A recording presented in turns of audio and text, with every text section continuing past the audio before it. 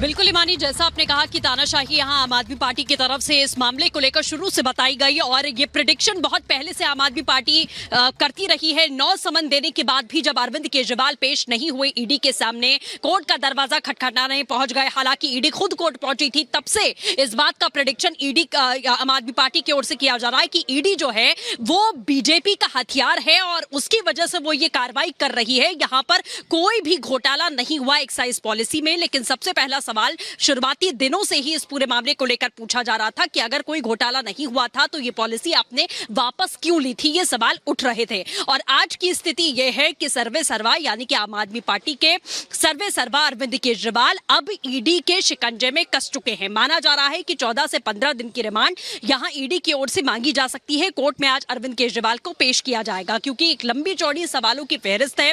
सबसे बड़ी बात कि कल कुछ मोबाइल फोन्स और ये भी जानकारी मिली कि लैपटॉप भी सीज किए गए हैं अरविंद केजरीवाल के घर से, उसकी भी जांच यहां पर की जाएगी। और उसके बाद इस पूरे मामले में जो गवाह रहे हैं, सबसे बड़ी गवाही आपने देखा कि 2 व्यक्तियों की भूमिका बहुत अहम रही, वो है समीर महेंद्रू और विजय नायर।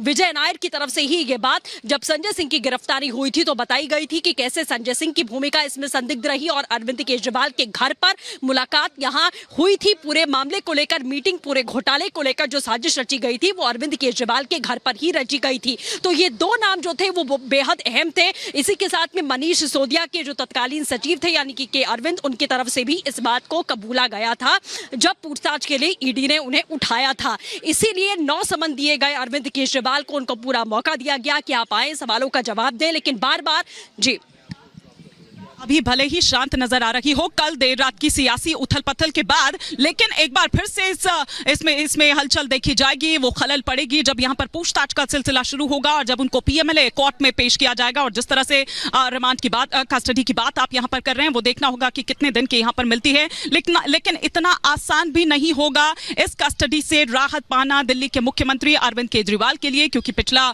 जो रिकॉर्ड है, अगर हम देखें इतिहास में, अगर हम देखें जो भी इससे पहले गिरफ्तारियां हुई है उनका क्या हश्र हुआ है। लेकिन आम आदमी पार्टी की क्या अब तैयारी है, क्या रणनीति रहने वाली है, इसे लेकर मैं सीधे रुख करती हूं। आम आदमी पार्टी दफ्तर पर इस वक्त मौजूद है मेरे सहयोगी वैभव। क्या इस वक्त आप अभी वहां पर देख पा रहे हैं, किस तरह की हलचल आप देख पा रहे हैं और क्या स्ट्रैटेजी अब आगे रहने वाली है, क्योंकि देश भर में प्रदर्शन की बात कही है आम आदमी पार्टी ने।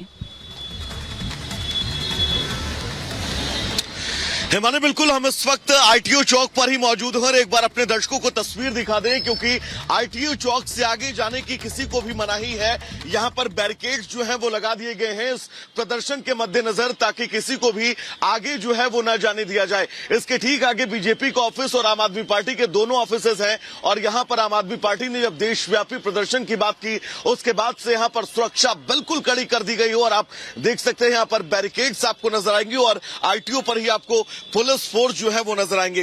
एक बड़ी खबर और अपने दर्शकों को बता दें, दरअसल जिस प्रोटेक्शन की बात अरविंद केजरीवाल की तरफ से कल दोपहर में हाईकोर्ट में कही गई, उस प्रोटेक्शन के बीच गिरफ्तारी कल देर शाम होती है और अब गिरफ्तारी के खिलाफ सुप्रीम कोर्ट में भी अपील आम आदमी पार्टी ने की है और आज सुप्रीम कोर्ट में अरविंद केजरीवाल की जमानत को लेकर सुनवाई हो सकती है।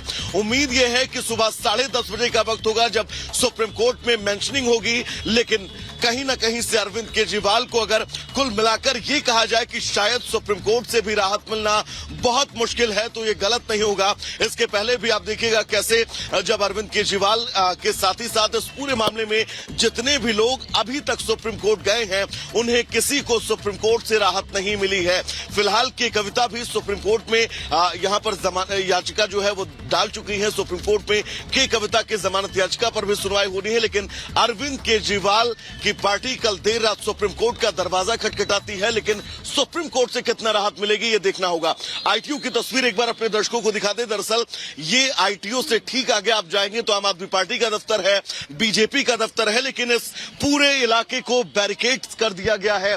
दिल्ली पुलिस के जवान जो है वो इस वक्त आपको आईटीओ चौक पर मुस्तैद नजर आएंगे और कोशिश यही है, बीजेपी की कोशिश यही है कि इस पूरे प्रदर्शन के बीच इस प्रदर्शन को रोका जा सके, क्योंकि कल भी देर रात जब अरविंद केजरीवाल को गिरफ्तार करके ईडी के दफ्तर लाया गया, उस दफ्तर लाए जाने के बीच हिमानी जिस तरह का प्रदर्शन हुआ, आम आदमी मैं लौटूंगी आपके पास और जिस तरह से मैंने पहले भी दिखाया, मेरे विजय वकार लगातार आपको ये तस्वीरें दिखा रहे हैं कि ईडी दफ्तर के बाहर पर इस वक्त हमारी मौजूदगी है, जहां पर इस वक्त अरविंद केजरीवाल ईडी दफ्तर के भीतर ही है और ये कहा जा रहा है कि रात भर सो नहीं पाए। वो एक कसमसाहट जो है वो साफ तौर पर देखी गई।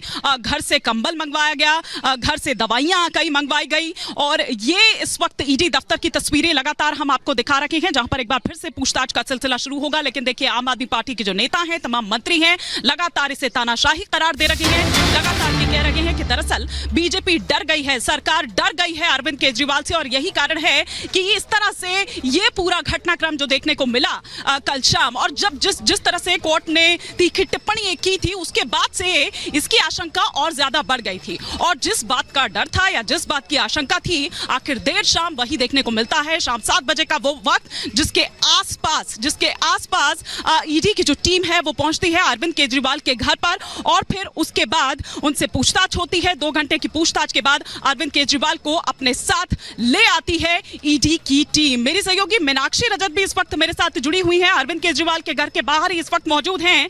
लेकिन मीनाक्षी, जो आम आदमी पार्टी के तमाम नेता हैं, मंत्री हैं, वो लगातार ये कह रहे हैं कि दिल्ली के मुख्यमंत्री अरविंद केजरीवाल थे, अरविंद केजरीवाल हैं और अरविंद केजरीवाल ही रहेंगे। लेकिन ये व्यवहारिक नहीं है क्योंकि इस्तीफा उनको देना ही होगा। चाहे पिछले मामले में भी हम देखें, जयललिता का वो मामला आपको याद होगा कि जब उन पर इस तरह से भ्रष्टाचार के आरोप लगे थे, उन्हें भी इस्तीफा देना पड़ा था। ये भले ही वो कहते रहे कि जेल के भीतर से सरकार चलाएंगे, लेकिन ये व्यवहारिक नहीं है।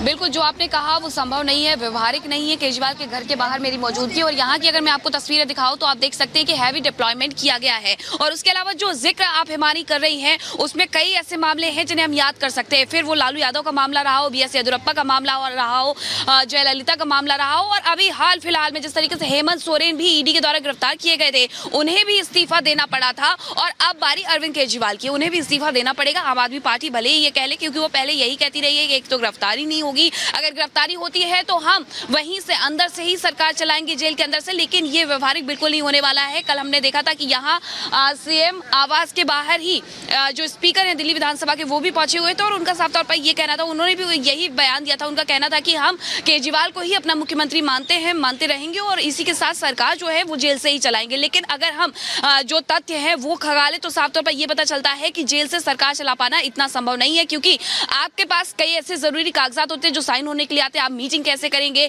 आप मंत्रियों से किस तरीके से मुलाकात करेंगे, ये सारी ऐसी तमाम चीजें जिनका ख्याल रखना पड़ेगा। लेकिन इसके साथ अब ये कि आखिरकार मुख्यमंत्री बनेगा कौन दिल्ली में, 2 ऑप्शन नजर आते हैं। कई ऑप्शन है वैसे तो, लेकिन 2 ऑप्शन मजबूत नजर आते हैं, क्योंकि कहा यह जा रहा है कि केजरीवाल की पत्नी सुनीता से मीनाक्षी, कोई चेहरा चुनना ही होगा, असेंबली को कोई चेहरा चुनना ही होगा और अगर नहीं चुना जाता है तो फिर LG को आगे केंद्र सरकार को रिपोर्ट देनी होगी कि देखिए भाई, इस तरह से तो सरकार चलाना असंभव है। कानूनी तौर पर अगर देखें तो इस तरह से ये फीजिबल नहीं है। लेकिन क्योंकि देखिए, कोई नेता नहीं है, कोई मंत्री नहीं है, मुख्यमंत्री हैं और अगर वो तमाम फाइल्स की बात करें, और सबसे बड़ी बात तो ये है कि अगर जेल के भीतर से आप सरकार चलाने की बात कर रहे हैं तो उसमें जेलर की भी परमिशन होनी जरूरी है। सृष्टि, जेलर के दस्तखत होने भी जरूरी है और तमाम जो वो मीटिंग्स होंगी कैबिनेट की, क्या वो यहां पर आएंगे, क्या वो जेल के भीतर आएंगे, ये भी देखने वाली यहां पर बात होगी। सृष्टि, बिल्कुल ईमानी, जैसा शुरू में आपने कहा कि ये व्यवहारिक बिल्कुल भी नहीं है और ये संभव बिल्कुल भी नहीं है, तो फैसला इसको लेकर लेना पड़ेगा।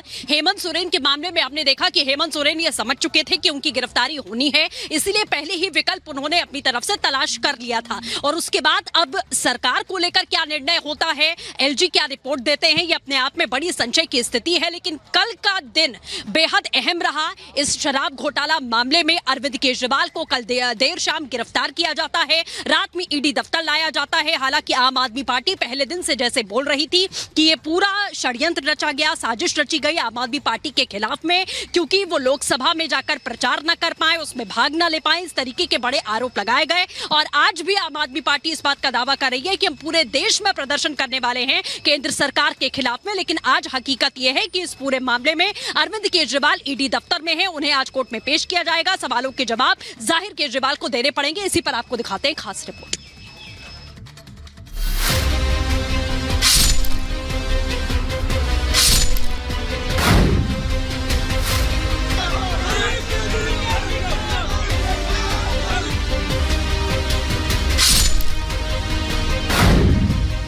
शराब घोटाले की आंच ईडी की जांच, समन पर समन और आखिरकार दिल्ली के सीएम अरविंद केजरीवाल ईडी की गिरफ्त में आ ही गए। 9 समन ठुकराने वाले केजरीवाल को जब हाईकोर्ट से भी राहत नहीं मिली तो कुछ ही घंटों में ईडी की टीम ने उनके घर पर दस्तक दे दी। हाथों में सर्च वारंट और आरोपों का कच्चा चिट्ठा लेकर 8 से 10 अधिकारी सीएम आवास पहुंच गए। गुरुवार शाम के करीब 7 बजे ईडी की टीम केजरीवाल के घर दाखिल हुई। सीएम आवास में तलाशी शुरू हुई। करीब 2 घंटे केजरीवाल से पूछताछ की गई। इसके बाद रात 9 बजे ईडी की टीम ने अरविंद केजरीवाल को गिरफ्तार कर लिया। शराब घोटाले मामले में मनीष सिसोदिया 13 महीने से और आप नेता संजय सिंह 6 महीने से तिहाड़ जेल में बंद हैं। लगातार ईडी की टीम ने जांच पड़ताल की, एक एक सबूत को, तथ्यों को जोड़ा गया और इस मामले में बड़ी गिरफ्तारी हुई है। मनीष सिसोदिया की गिरफ्तारी हुई है, लेकिन जो मनी ट्रेल है और जो 150 करोड़ की बात बार बार कही जा रही थी, उसके तार अरविंद केजरीवाल से अब जुड़ गए हैं और ईडी ने इसलिए जांच और सबूत के आधार पर अरविंद केजरीवाल को गिरफ्तार किया है। गिरफ्तारी के बाद सीएम केजरीवाल को ईडी हेडक्वार्टर ले जाया गया, जहां डॉक्टर्स की टीम ने उनका मेडिकल टेस्ट किया। आज सुबह ईडी सीएम केजरीवाल को कोर्ट में पेश करेगी, साथ ही आगे की पूछताछ के लिए रिमांड पर लेने की कोशिश भी करेगी। केजरीवाल की गिरफ्तारी से आप नेताओं में भारी टेंशन है। अरविंद केजरीवाल की लीगल टीम ने सुप्रीम कोर्ट का रुख किया है। केस की तुरंत सुनवाई के लिए अर्जेंट लिस्टिंग की मांग भी की गई है। केजरीवाल की अर्जी पर सुप्रीम कोर्ट में आज सुनवाई हो सकती है। हम सब ने देखा कि किस तरह से लोकतंत्र की हत्या करने का प्रयास हुआ है। लोकसभा की चुनाव के घोषणा के बाद अरविंद केजरीवाल, जो दिल्ली के एक लोकप्रिय मुख्यमंत्री हैं, विपक्ष के एक प्रमुख नेता हैं, उनको फर्जी आरोप में गिरफ्तार कर लिया गया है। दिल्ली सीएम के खिलाफ ईडी के एक्शन की खबर मिलते ही पूरी आम आदमी पार्टी में हलचल मच गई। कार्यकर्ताओं ने जमकर नारेबाजी और हंगामा किया। दिल्ली सरकार के कई मंत्री, विधायक और नेताओं के साथ ही महापौर भी सीएम आवास पहुंचने लगे। आम आदमी पार्टी के नेता ईडी की इस कार्रवाई को राजनीति से प्रेरित बता रहे हैं। यही वजह है कि आज आप नेता और कार्यकर्ता दिल्ली समेत देश के कई राज्यों में धरना प्रदर्शन करने का कार्यक्रम कर रहे हैं।